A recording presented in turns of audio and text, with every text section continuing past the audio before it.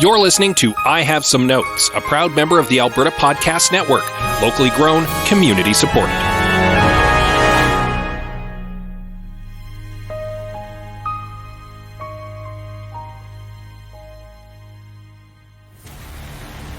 Hey Liam, I have a pitch for a movie reboot. Sure, which one?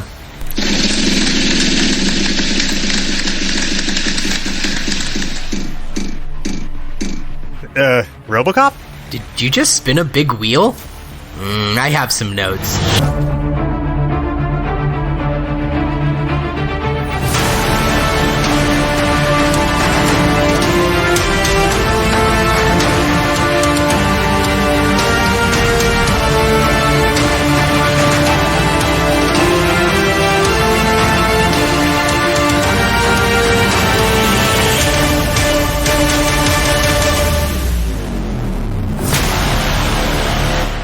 Welcome, everyone, to I Have Some Notes, the movie podcast with cuts, keeps, punch-ups, and tweaks on mediocre movies as suggested by you. I'm your host, Liam Creswick. I'm Scott C. Bourgeois. I'm Greg Beaver.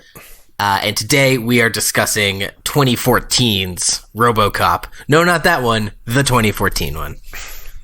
Yeah, no, the original Robocop, no notes. Yeah. It was sick. I a little ashamed to say that I only saw it recently in that I'm like, I should watch Robocop if I'm going to watch Robocop 2014. Did so good. It's so good. I've yet to meet someone who's not like, it's great. It's just a great movie. And it is. It is. What a treat. So if nothing else, this has been a great episode for me movie wise, because I got to watch Robocop for the first time.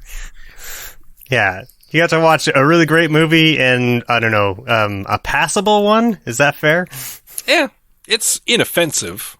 Yeah, this movie gets a pass. This movie's pulling in that real 51% energy. Yeah. I will confess. You did it. You crossed the finish line. I will confess I did enjoy it. And I will also add in that near-future cyberpunk trash is my, fatal weakness when it comes to movies. I like Johnny Mnemonic. I like Total Recall. I like Blade Runner. You throw some cyberpunk in your film, it's guaranteed to tickle me.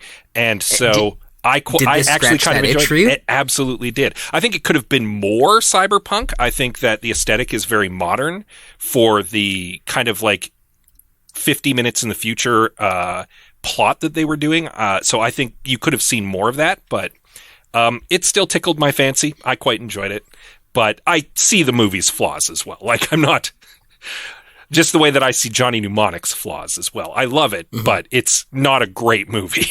I was just thinking that it's a reboot that kind of exists in that era of sort of ramping up of the cinematic universe craze, and it is a movie that stands on its own, and I didn't feel a lot of sequel baiting from it. So maybe this I love that.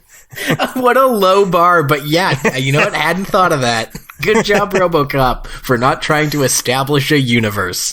And one of the interesting things is, as we discussed off pod, this movie was written by the original Robocop writers. So that's kind of interesting that they decided to take a new crack at their IP and do a more modern story with it.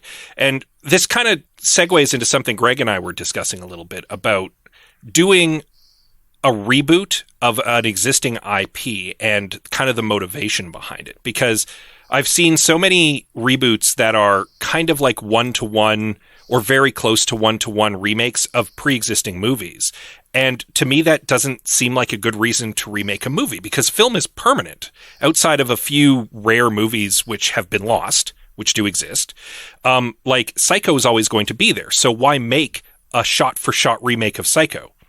There's no reason for it. You're not going to out-Hitchcock at his own game.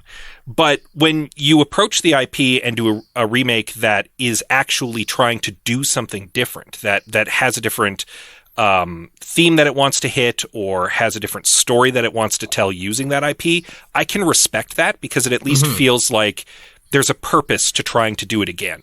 That isn't just a shameless cash grab. Yeah. I think Blade Runner is a good example of that. Yeah. Yeah. think this is a shameless cash grab. I do not see the bold attempt to do something original in this that you do.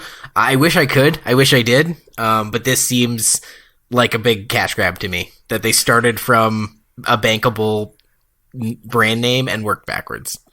Yeah, I mean, the most offensive reboots are the reboots that basically go, remember this? Throughout the entire film, and I don't know if I got a lot of that from there are a few reboot. Little bits, like he says dead or alive, you're coming with me at one point. Like there's the same theme music runs in it. Like there's a few little bits here. I think that's different than maybe what, I don't know if this is what Greg was saying, but definitely what I think of when I think of a movie that goes, remember this, where it's literally just to get you in the door, and then they show you like some other movie with Robocop slapped on the script. The fan service Easter eggy stuff I care less about. I love it. I hate, I love it, but also don't need it. I was more, when I think of a movie that's like, do you remember this? Yeah, you guys like Robocop, right? It's just to sell me M&Ms. But I'm trying also to be less cynical about the movies we do this on this podcast, because I find a lot of them rub me that way. So this one I really have like, I'm coming to help. I really am coming to... I'm willing to meet you halfway, Liam. I think that there maybe was, and I don't know because I haven't looked into it, there maybe was some push from the studio to be like, hey, people are big into nostalgia right now for 80s properties. Nobody's taking a crack at Robocop. Let's see if we can get the Robocop people in to make a new Robocop movie. Mm-hmm. And that might have been motivated by money, but I feel like the writing team at least tried to do something new with it and not just do Robocop again, because you're not going to top Robocop. Yeah. But also Blade Runner 2049, this is not. Well, no, definitely not. No. I mean, this definitely takes some swings at some fairly big themes. It just like there's not a lot of follow up on them. Which is kind of the problem. But like at least you could kind of see, you squint, you can kind of see the different approach. A nice narrow red laser eye. You can really, Yeah, it definitely doesn't stick any of the landings it tries to set up, but it does try to set up a lot of them, to its credit. Yeah. It does try. It doesn't. It's not a completely phoned in cash grab. It was like, well, if we're gonna grab this cash, let's try to have some fun grabbing it. Like someone smiling in one of those tubes where they throw money at you. Like, it's fun. There's confetti. I'll give it that. Of course, directed by Jose Padilla, written by Edward Neumeier, Michael Miner of RoboCop and Starship Troopers fame. Yeah, I watched Starship Troopers recently, and that was a nice accoutrement to a RoboCop cherry popping RoboCopping. This film stars Joel Kinnaman as Alex Murphy, aka RoboCop, Gary Oldman as Dr. Dennett Norton, who I didn't recognize. It was about halfway through. I'm like, damn, that's Gary Oldman, as is tradition. Michael Keaton as Raymond Sellers, Abby Cornish as Clara Murphy, Jackie Earle Haley as Rick Maddox, and Michael K. Williams as his partner, Jack Lewis. Yeah, it's a pretty good cast. Yeah, it's an extremely solid cast. Yeah, Aaron and I were sort of remarking on it, how it's like, this is a very good cast for a very mediocre movie. Mm-hmm. I realize... in the show notes here, you left Sam Jackson off this. True. Whoops. But also, what did he clearly was doing them a favor. All of his scenes take place in front of a green screen, so he was only there for like 2 days tops. Yeah. And yet he's clearly having fun with it, because he sinks his teeth into his dialogue and his his political screeds with the joy of someone who's really having a good time. I think part of that's just like a lazy copy paste thing, Liam, and part of it is like I've been friendly admonished for having too many cast members for you to read off. Honestly, no, I just meant it more. I also forgot that he's in this, in that his character was really forgettable and not forgettable, but just like tertiary. Like, he's kind of. I wasn't giving you notes on your show notes. I was like, oh yeah, he was in this too for 5 minutes. He's definitely a framing device for the film. Yeah, but it's an interesting framing device, and it serves the purpose of bringing the political side of the story to the fore, because you've got the guy who's talking about it. So, and there is a political aspect to the story. More so than the original Robocop, actually, now that I think about it. Yeah. Feels less like satire now, seeing the route that the Fox News has gone. It's just like, oh, this is just a news channel that exists today. Actually, the whole movie feels a lot less like satire now, if I'm honest. Again, it's like, can you do you want to remake it shot for shot or tone for tone? But it definitely lacked some of that fun humor of RoboCop 87. Those like little cutaway commercials, those little like just weird moments. Like, I'd buy that for $1. Like, yeah, I feel like Sam Jackson's part had that satire. Sort of, it's what it was. But whenever they were in anywhere else in the film, I was taking itself very seriously. Mm-hmm. Let's go to the trailer and get into it, because there is lots I liked, and I want to talk about what was great about this film. What if I told you that even the worst neighborhood in America could be made completely safe? How do I know this? Because it's happening right now in every country in the world but this one. It is great to see American machines helping to promote peace abroad. So then tell me, why can't we use these machines here at home? Why is America so robophobic? We need to give Americans a product they can love. Figure they can rally behind. We can't put a machine on the street. Forget machines. They want a product with a conscience. Something that knows what it feels like to be human. Give your mom a kiss. Hi, baby. Too slow, boy. We're gonna put a man inside a machine. Raymond Sellers is just your average tech billionaire with a penchant for authoritarianism. His army of robotic law enforcers are ready to be deployed across the United States, but those liberal fat cats in Congress won't repeal a bill that is preventing a robo-dystopia. Determined to find a loophole, Sellers believes turning a human into mostly a robot is just the kind of gray area he can use to skirt the law. Enter hard-nosed cop Alex Murphy, fresh off an assassination attempt and in need of a new body. A robo-body. A Robocop body. Now Sellers must battle his new invention's waxing and waning humanity for the right to roll an army of sociopathic machines onto every American street.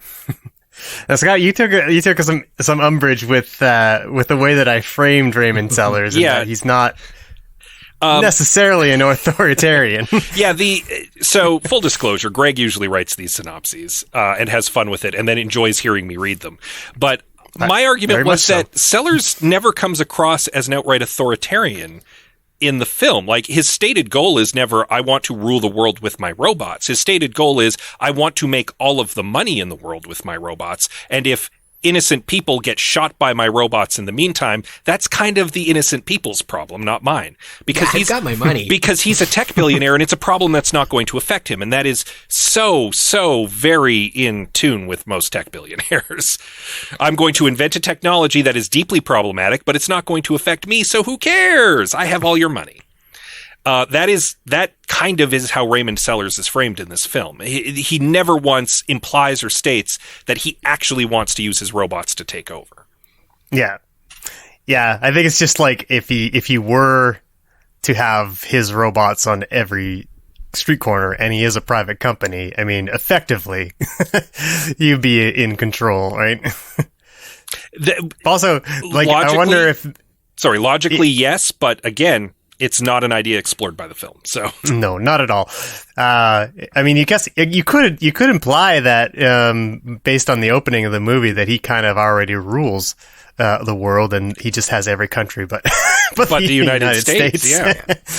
And I think that is the theme or moral quandary that I found most interesting, that it comes the closest to talking about in a meaningful way, was the scene where they discover that they're going to like let him be Alex Murphy most of the time until the shield is down, and then he's essentially a drone.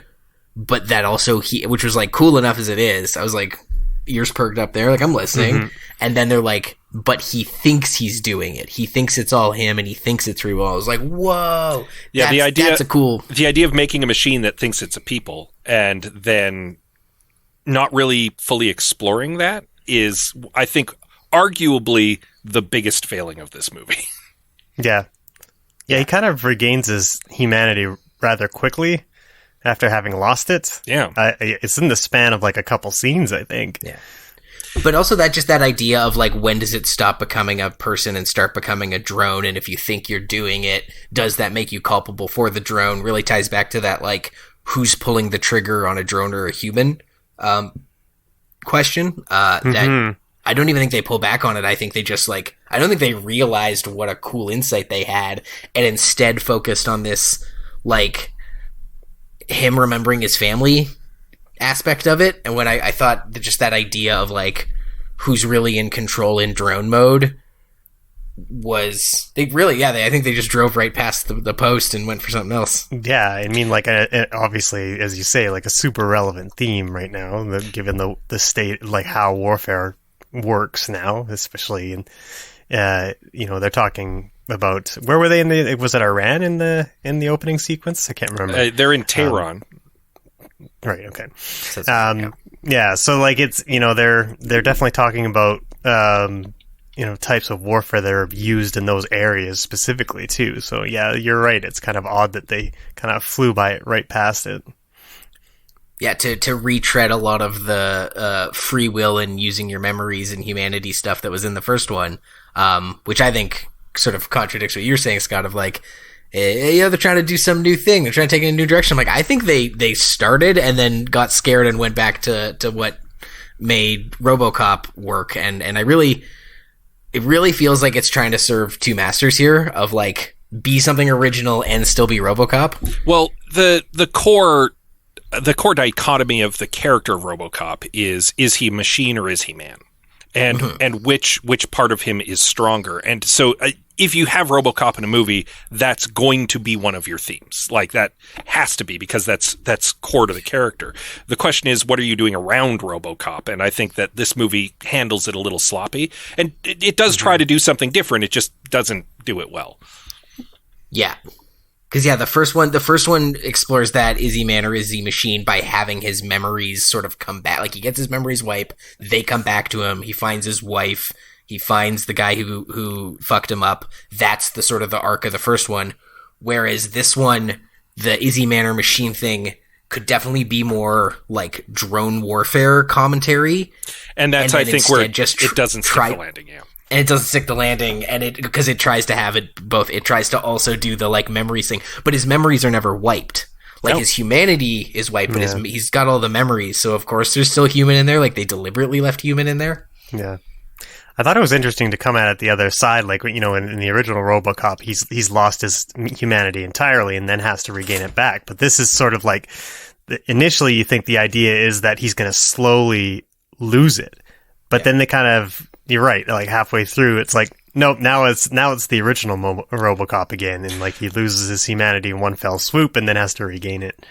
I will say that I like that we get to spend more time seeing them make a Robocop in this movie, because in the original Robocop, it's just kind of, he gets killed, and then he gets brought back as Robocop, and there's not much in between.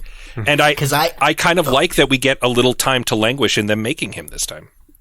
That's interesting, because I thought the opposite, because of like, they spend too much time on the R&D and not enough time putting him on the streets of Detroit to shoot guys in the dick between a nice lady's legs.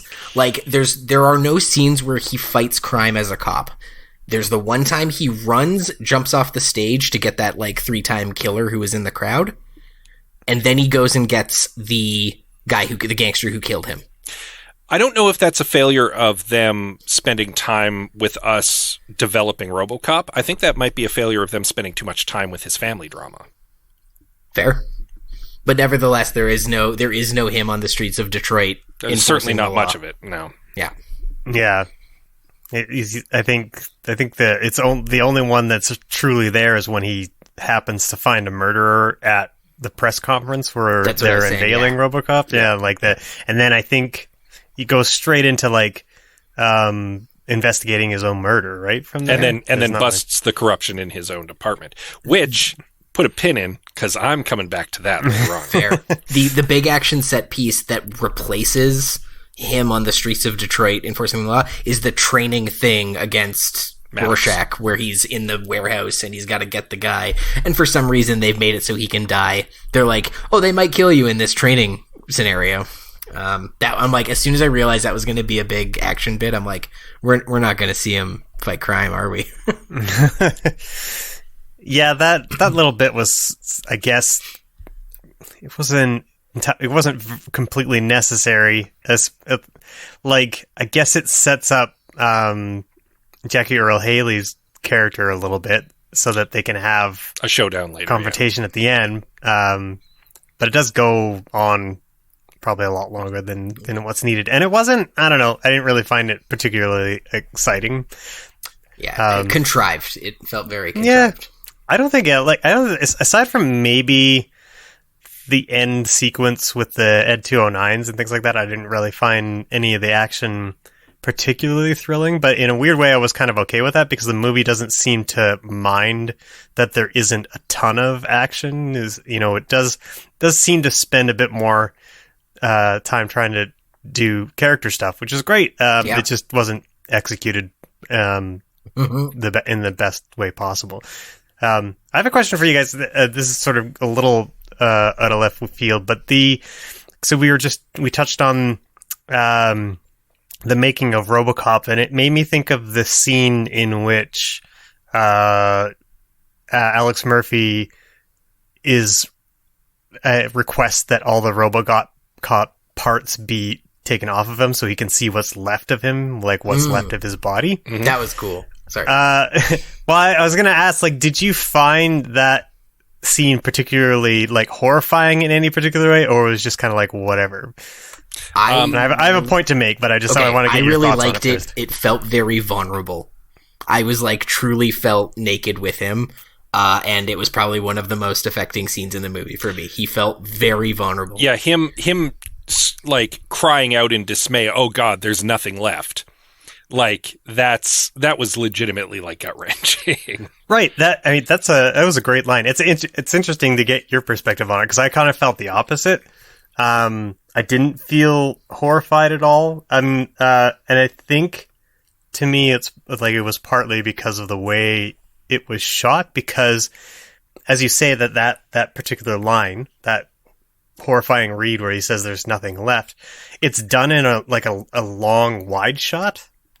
And I thought, like, well, what a waste of a performance, because, like, I think you would want to get his reaction in a more of a medium close-up or a close-up. And so I feel like for me, that might be why it didn't hit us. Like, if I was going to do that scene, I would actually start on his face, and all you hear are the parts being removed, and then you sort of dolly backwards, and the audience experiences it as he's experiencing it, and then it would feel a little bit more gut-wrenching. You're a graphic designer. Is there not room for the use of negative space? The fact that they frame it to fit his whole body and his whole body is missing? Yes, it's a head-to-toe shot, right? Yeah, I think that's I think it's fine to do that shot. And like, you're right, like, in terms of like visual language and like how you've talked about it, like, it makes it feel vulnerable. The wide long shot certainly implies that, like, it makes him look really small. There's so much space around him, and then there's nothing left but the lungs. So you do, like you say, get a lot of the negative space. But I would just argue as, like, because you can always hit that shot after you've given Joel Kinnaman the space to react to what's going on to him. I think that's it's possible to sort of have the best of both worlds. It's interesting that you bring this up, actually, Greg, because one of my nitpicks with the movie is that it felt really safely directed. Like, there's this movie could have been a lot more kinetic. It could have looked a lot slicker, but there were a lot of shots that were really like safe action movie shots that. And I think that what you're talking about is very much in that realm where it's like this could have been done with more style, and instead they went for something very safe. And the movie, I think, visually suffers from that a lot. Yeah, there's a lot of movies in Hollywood that don't have a visual voice, and like it when you see it. Yeah, and this is definitely one of them. No, yeah, exactly. You know what they all have in common? They're all heartless cash grabs. I was like, Scott, you're making the point for me. This is Power Rangers. This is Power Rangers was the big one. This movie reminded me a lot of when we watched Power Rangers, where I'm like, you just wanted to get me to come in because you said Power Rangers, and then just make me watch lights and sounds for 2 hours. Yeah. Yeah, I don't know. But then I forgot about this Power Rangers irritated and I'm like, this me. movie was sick. Sorry. Yeah, Power Rangers irritated me. This didn't offend my sensibilities the way that like that movie did. I don't want to Power Rangers wasn't the worst movie I've ever seen, but just like, I didn't feel at any point during RoboCop that I didn't feel like pandered too much, which is weird to say that about a movie like this, but I didn't really feel that way too much. Yeah, a little safe, like you said, Scott, a little sometimes maybe effortless, but at no point did I think it was insulting my intelligence like some of these movies do. And again, I think that is a testament to the writing. I think that the writers were trying to do something that just didn't quite work. Yeah, I mean, like as they say, like the movie is made 3 times. It's made on the page, and then when you shoot, and then when you edit, right? So like there's a lot of things that can go wrong in filmmaking, and so if this movie were to be in the hands of a different director, I don't want to say more competent. He's a perfectly competent film, but someone who has more style or is allowed to have more style. Who knows what pressures this director was under. Actually, I read some about old Jose's experience here, and he had directed some of the biggest action movies in Brazil in the years leading up to this, and then this was his first American feature. We not a dissimilar arc to Paul Verhoeven. Yeah, Verhoeven. I always want to say Vorhaven because I had a junior high teacher named Vorhaven. And it just slips away. Anyway, but yeah, so this was his first American English movie, and so I can see some of the maybe trying to play it a little safe or like, just getting it done might have been or feeling like he had to kowtow to like executive decisions because because he's in a foreign country. Yeah, definitely a thing that like the Hollywood likes to do is to pick up talented young directors that they feel that they can mold and control, right? Like it's a very common thing, especially with a lot of superhero movies, right? And I think so. I don't know, because you don't want to get yourself an auteur on your hands, and then you're trying to wrestle away. You're just trying to make a Batman movie, and this guy's coming in here with nipples and shit. You don't like what you don't want a young director to do is to come in and make your movie interesting. That would be horrible. Yeah, you can't bank on that, Scott. Oh, I was going to tangent because you had brought up design basically about Ed 209. Mm-hmm. Ed 209 is perfect. And I say that because between the original RoboCop and all of its iterations, including RoboCop 2 and 3 and the RoboCop TV series, and this movie, which had a completely different design aesthetic to a certain degree, Ed 209 is unchanged. He looks exactly the same. And the reason is because he is perfect. He is a perfect baby boy who requires no alterations. He was designed, he came out of the womb perfect. I love Ed 209 is what I'm saying.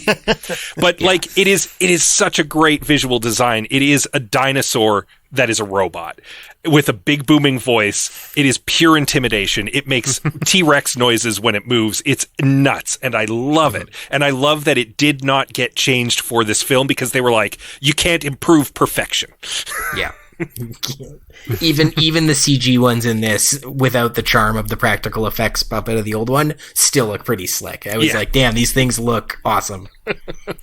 Completely impractical as a police device, but the perfect robot for intimidation. And like, no one's like, this looks horrifying. Like, even people don't even like those Boston Dynamic dogs. Little, I bet the computer animated ones can walk upstairs or walk downstairs. I don't know. They didn't have to navigate stairs in that lobby, so we'll never know.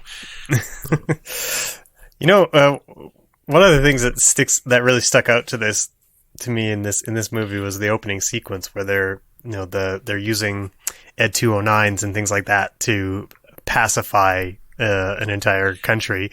That is very affecting and highly terrifying, actually. Yeah, exactly. And like, this kind of speaks to their introducing themes and not following up, but like, there is a group of rebels who basically attack the robots, and they do the stereotypical thing, which is a little disappointing, where they strap explosives to themselves and kill themselves. In a gray filter or a brown filter. Yeah. But then one of the sons, little boy of one of the bombers, sees what his dad is doing and then grabs a knife and then goes out to assist his father, and the Ed 209 blows the little boy away. Mm-hmm. And it's a shocking moment, and it could have had a point had the movie sort of followed up on the sort of hegemony of it all, and then they just it doesn't have any consequences at all. It does serve a point because it ties into Sellers then at the congressional hearing and them talking about, well, what if one of your robots shoots a child? Like, what does the robot feel about that? And and Sellers legitimately trying to skirt the question, then finally being like, well, it feels nothing. It's a robot. It doesn't care. Yeah. That ties directly to that, but you're right. It could have served a broader purpose, and it could have meant something further into the film than just like 2 scenes later, which it doesn't. Yeah, like that. You'd think that footage would come up later, like at one of these hearings or something like that. That the footage would be shown directly to Sellers, and then he has to bullshit his way through it or something like that, right? At risk of getting ahead of ourselves, it would have been interesting if Alex's son goes to defend his dad later in the film and grabs an innocuous little weapon just to try to ward off an Ed 209, and the Ed 209 registers that as a threat. And suddenly his son is in mortal danger from a very real and terrifying robot that's going to destroy him. And Alex has to act in that moment. I think that would have paid off that very interestingly, and it hasn't really happened. So, Well, let us tiptoe no further and fully stroll into the second half with our fixes then. What's the Cheesemas? A new podcast with an inside look on the Filipinx identity in the diaspora. Cheesemas is the Tagalog word for gossip. Subscribe to hear weekly episodes about disappointing your parents, breaking it to your friends that you're not Italian, trying to figure out why you punched a car, and much, much more. What's the Cheesemas is produced by CJSR, Edmonton's campus and community radio station. Download it wherever you find podcasts and on what'sthecheesemas.transistor.fm. Cheesemas spelled TSISMIS.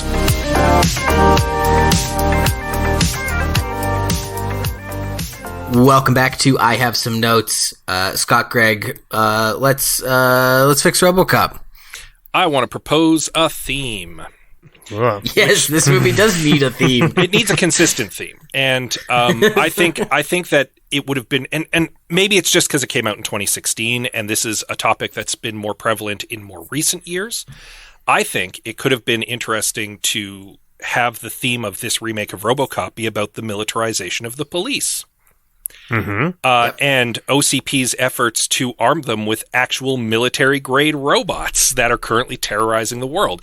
And it's a through line that the movie plays with a little bit at the beginning and then just kind of forgets about. And I think that it would have been very interesting if they had really stuck with that. And the way that I would play that is that the RoboCop project is very successful by halfway through the film. And so rather than at that point sellers deciding we need to get rid of RoboCop so that we have a martyr that we can like stick the landing on this repealing this bill and getting these robots into police's hands, and more it's go time and they do roll out these machines and then bad stuff starts to happen. And RoboCop, because he's a human person, has to intervene in Detroit to stop the bad that's happening, and turns essentially against the militarized police and becomes the hero of the people. Go RoboCop. That would be my play on it. I've completely forgotten about the martyrdom twist. Yeah, I like that a lot. And then RoboCop's in danger, but he's in danger from and the good cops in his department can have his back, and it can be granted that turns into a weird not all cops thing. I get it. It's a tricky subject. But at the same time, I think that would have been an interesting commentary on something that's very current. And maybe it's just that the movie came out a little too early for that, because 2016 was just before 2014 was just, I feel, before this became a big issue that people were really, really aware of. So it could just be that it just missed the boat on that. But that would be my big. Should have just left it on the shelf for 6 more years. Yeah.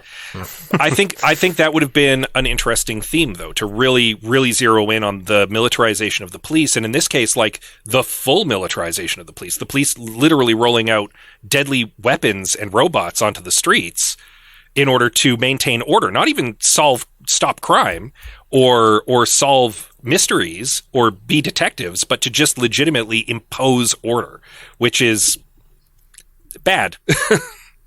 That's dope. And that's actually, I'm going to build on that. That is half of my solution. And I think how you get there, how you get to what you're pitching, is to cut the revenge and the memory plot. Don't have him trying to solve his own murder. Don't have him trying to go get the guy who did this to him. And instead have it be that, like, or at least, I mean, oh no, I was about to spoil the Batman. Never mind. But have maybe everyone's involved. Maybe it's everybody. Well, and to play on that a little bit. Oh my God, I derailed my own train of thought just that fast. The whole Batman thing totally threw me. To build on that a little bit, I think you're right, because the whole solving the mystery of his own getting assassinated, getting shut up, yeah, is very much the first RoboCop movie. Exactly. And so, like, that's the closest thing to the original RoboCop movie here, and by removing that, you really distance it from that movie. And it's harder to compare the two. So yeah. I definitely agree with you on that front. I think that would be an interesting and different way to take it. Yeah, and an interesting and different way to take it is exactly what this half of my notes are. As I said in the beginning, I think this movie is really trying to have it both ways. It's trying to do something new and different, or be a RoboCop remake. And I love your premise for it, Scott. The way I wrote it in my notes was like, if it's going to be RoboCop, this, and this, which I'll get to.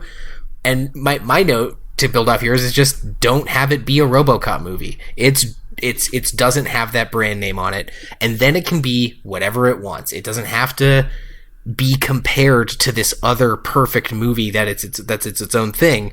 It can just be this story about a cybernetic cop. And they can take big weird risks like Alita Battle Angel, or they can play it super safe with an over-the-top cop action movie like Bad Boys. I like yours. I think that's a little more in the Alita Battle Angel, taking some risks, doing something interesting, some sci-fi premise. Rewind a little bit. Rewind a little bit. I'm just you said something that tripped something in my brain. It could still be a RoboCop movie, but why does it have to be a full remake? Why do we have to get RoboCop's origin stories again? Why couldn't it just be another RoboCop movie? Yeah, that's where we know who RoboCop is. Just drop RoboCop like Blade into a Runner new story. 2049. Yeah. Just drop RoboCop into a new story. Why could... granted, there are some sequels to the original RoboCop already, but why not just make a new RoboCop sequel? Why not? Yeah. Yeah, I agree. So yeah, the way I had laid out my notes was like, if it's going to be RoboCop, here's what I think you should do. But I honestly, just if you want to take this idea somewhere new, don't make it a RoboCop movie. And the fact that it says RoboCop on the poster makes me very cynical and think that they started from, that's a bankable name people know. Give me something to fill this movie poster with. However, if anyone is interested, here is how I would make it if it was going to be a true reboot of RoboCop, like in the style of Force Awakens, where it's like going to be beat for beat RoboCop. It should just check as many of those expectation boxes as possible. So, like, let's go through the list. What do you think? What would you want from a RoboCop movie? Sorry, I heard knocking on my door. What would you want from a RoboCop movie? It's not funny. This movie is not particularly funny. It's not over-the-top violent. It doesn't have any of that Verhoeven kind of, like, attitude and, like, biting satire. Like, it's pretty milquetoast. Like you said, it's safely directed. There's none of the villains are particularly charismatic, let alone the criminal. Kurtwood Smith in the first one kicks ass, right? And he doesn't, like I said, he does not fight crime. There's no crime fighting in this. So it's like already not a RoboCop movie. Yeah, there's no there's no copping for the robo, right? Yeah. So it doesn't do any one of the things you would expect from a RoboCop movie other than look like it and a little bit weakly dabble in some of the same themes in the way like a kid doing a book report who didn't read the book would, real cursory.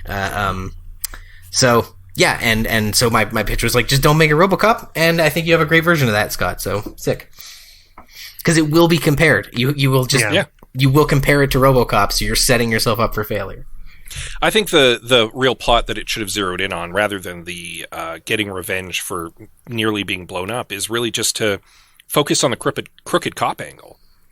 Because again, my theme is the police are secretly the bad guys. Really play up the corruption in the force, so that when the robots get rolled out, the force abuses them almost immediately. And the corporate interference on public safety and international conflict. Coupled with the police corruption, the robots get abused immediately, and people are put in danger, and RoboCop has to step up to now stop the police from overstepping. I think that's the way I would have done it. Yeah.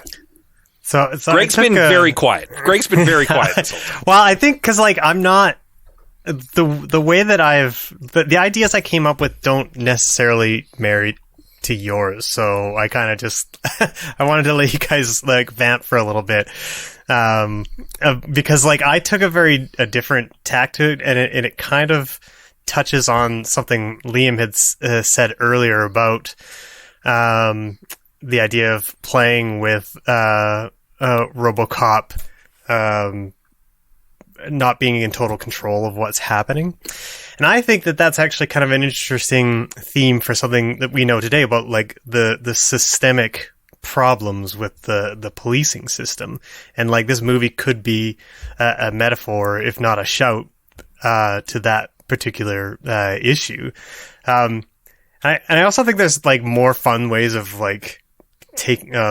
playing with the character of Alex Murphy. I thought it would be interesting if Alex Murphy was not a super cop, and or whatever, he is a real undercover bro-y type cop. I imagine him as a thin, lanky desk jockey investigator. He doesn't really go out into the field all that much. He's a really by the book kind of guy.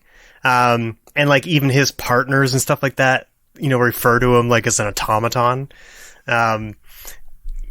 His wife is very much against the robots roaming the streets. She's very much in agreement with Congress preventing that from happening. And she says it's you can't trust robots to make these decisions, whereas Alex Murphy has such trust in the system that he thinks it would be better if it was robots taking the risks and not, people. And it's like, because he doesn't take the risk, he's at his desk and that's where he feels the safest. And that makes that's how he makes sure that he can come home to his family every night. And of course he investigates the wrong person, then an attempt is made on his life, and then he becomes, Robocop. And the irony being that the by the book automaton actually becomes an automaton, right? Which would be kind of fun and interesting. And I think the way you play with the systemic thing is he doesn't lose his humanity and has to gain it back. It's more tragic. It's more, he is continually losing his humanity as the longer he is Robocop. And it becomes apparent to him as, we work through the movie that he's not able to be in control of himself. And the system is sort of metaphors, the cop system is making the decisions for him. And then when you get to the end of the film, he's almost completely lost his humanity. And his last act is to sacrifice himself for his family in the last gasp of his humanity before it's all taken away from him. So I think that, maybe you don't get a sequel out of that, but I think that would be a really interesting movie. I think that your idea does kind of marry to mine. Yeah. Especially if, he finds himself being controlled by a system that's inherently corrupt. Mm-hmm. And I don't think it necessarily needs to be a full tragedy. I think he could still find his humanity and rise up against the system that he once had utter faith in. And the irony there being that when he became a robot, that's when he realized how broken the system was and how he needed to be a person in it. Yeah, and that also, Scott, you sort of corrected yourself in yours of it's a not all cops thing. I think your second theme here, Greg, answers the not all cops problem, right? Yeah. By being there is humanity in these people. They are capable of making the right choice, and they are affected by, you said it just now, affected by a corrupt system. And finding that humanity, to maybe say, yeah, it's not all cops. These are people who are as entrenched in an absurd system as everybody else by heightening that absurd system. Yeah. Yeah. Dope. I also, the thing I really like, just in a vacuum with yours, Scott or Greg, was how you had his wife agree with Congress. Mm-hmm. I think with even no other notes, just this movie as it is, could have been improved if his wife, take nothing else we've said, having his wife echo some of those statements, I think just would have added a layer to her character, made her a little more than...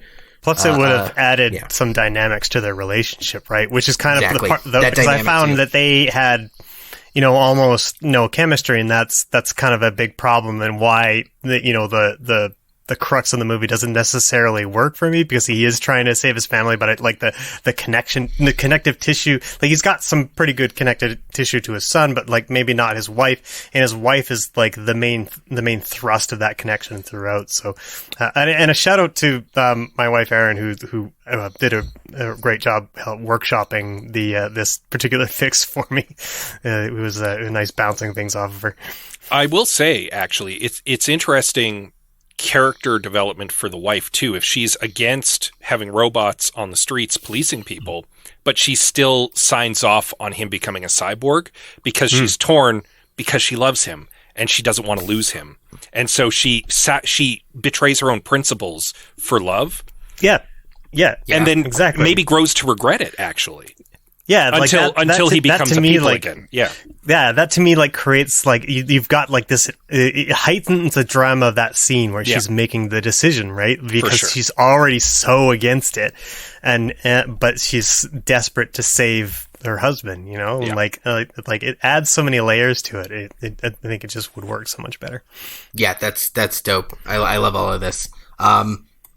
If they wanted to backpedal from making a blockbuster movie that's hypercritical of the police, they could substitute police corruption and police overreach with corporate influence. It's easy enough to plug OCP. Easy if that's the slightly safer version. I like ours. It's got a little more teeth, but in reality, I think just like having the main source of corruption be the corpos there, but still with everything you were talking about there, Scott. Yeah, I mean, OCP is a lingering presence across all of RoboCop. They could, if you really wanted to tee up a sequel, OCP is still there. But I think dealing with having the police be the bad guys shouldn't be at the end of like the middle part of this movie. It should be the movie. The movie, yeah.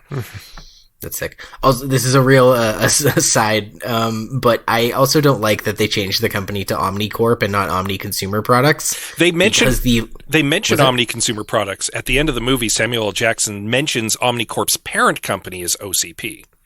Okay, so it does get name dropped.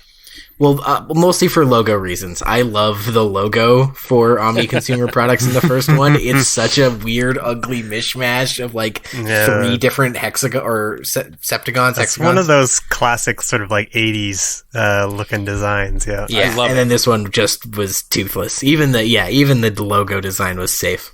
I don't even remember the logo for OCP in this at all. It was because it wasn't OCP. It was only OmniCorp. Right. So it was just a C inside an O or an O inside a C. Oh, boring. Yeah. There was no P. The P is what makes it interesting.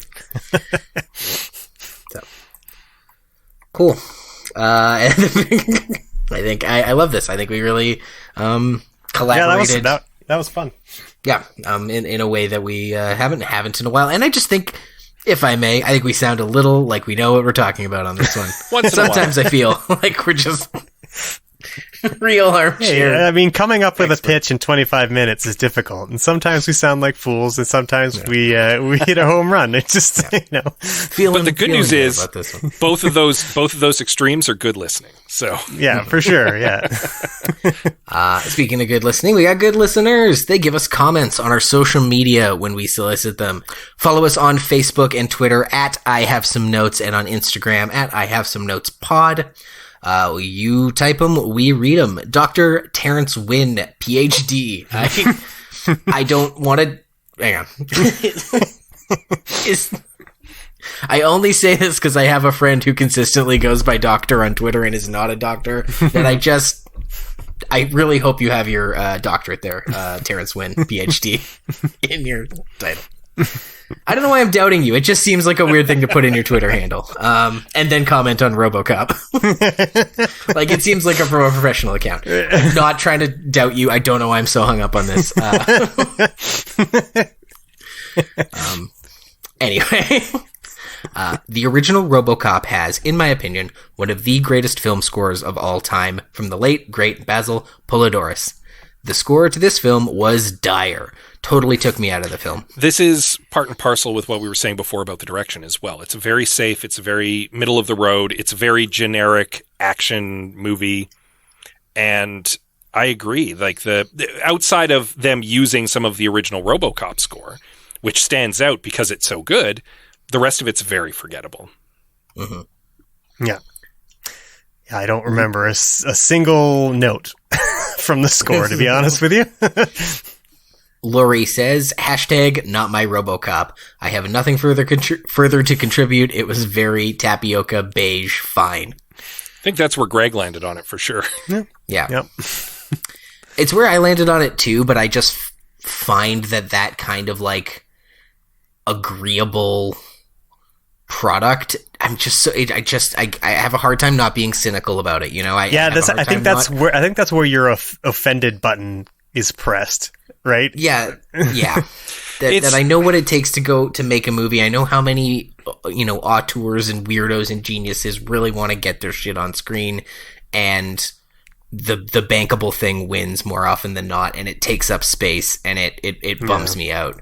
And then with something like RoboCop, it bums me out because they also don't stick the landing on trying to do what that cool movie did. Like, this is what we were talking about a couple episodes ago about, like,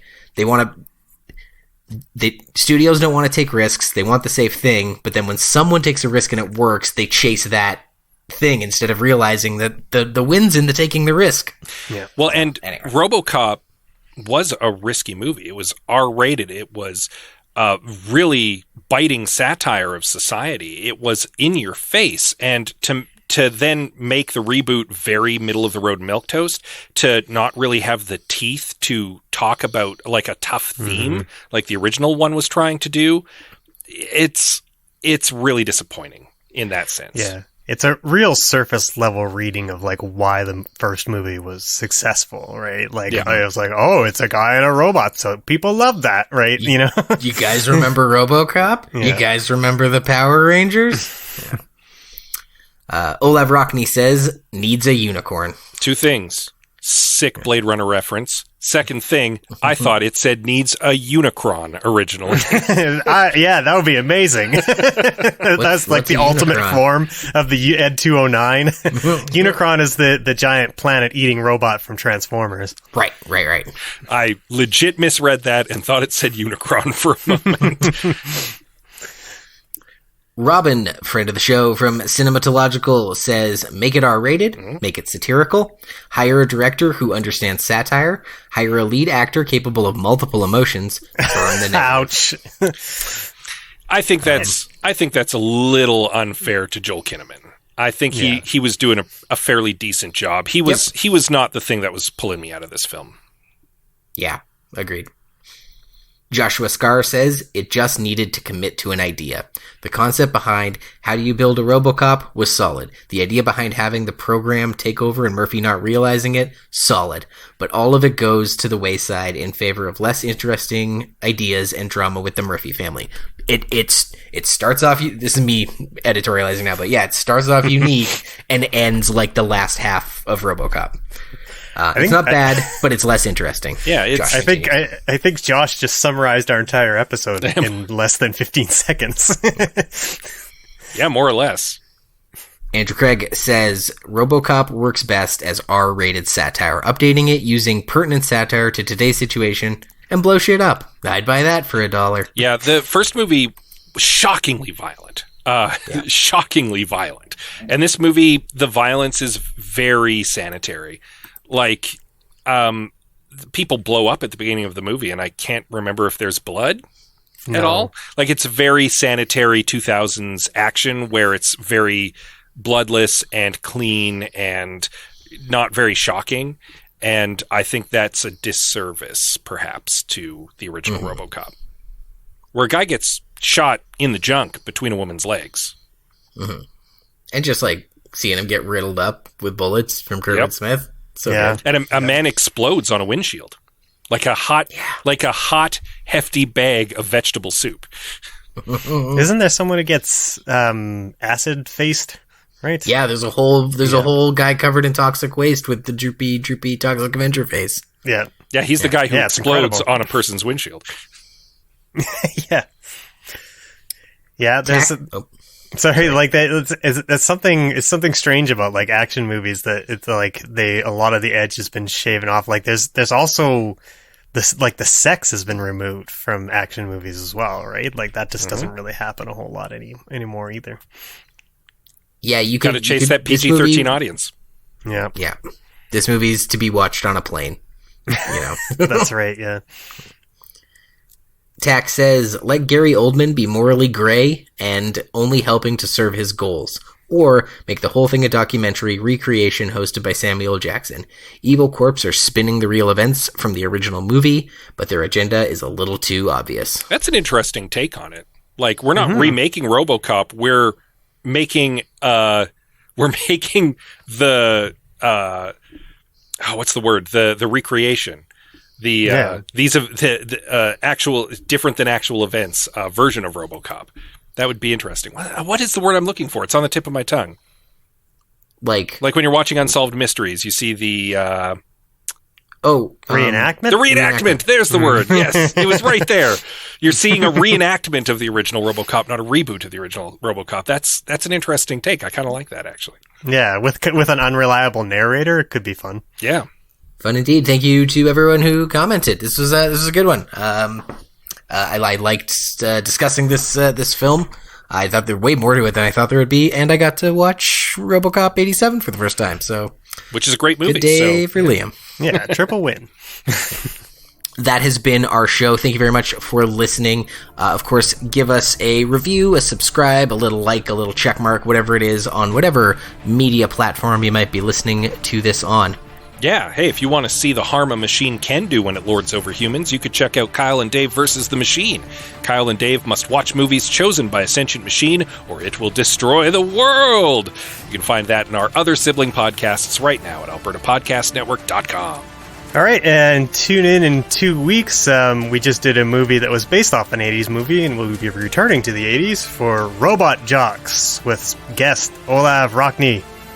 Until then, I'm your host, Liam Creswick. I'm Scott C. Bourgeois. I'm Greg Beaver. Keep watching the skies.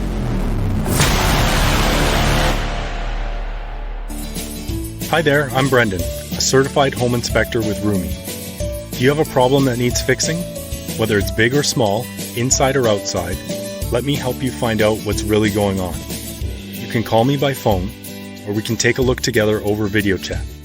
Visit roomy.ca, that's RUMI.ca, and go to Ask a Home Inspector to book your appointment with me today.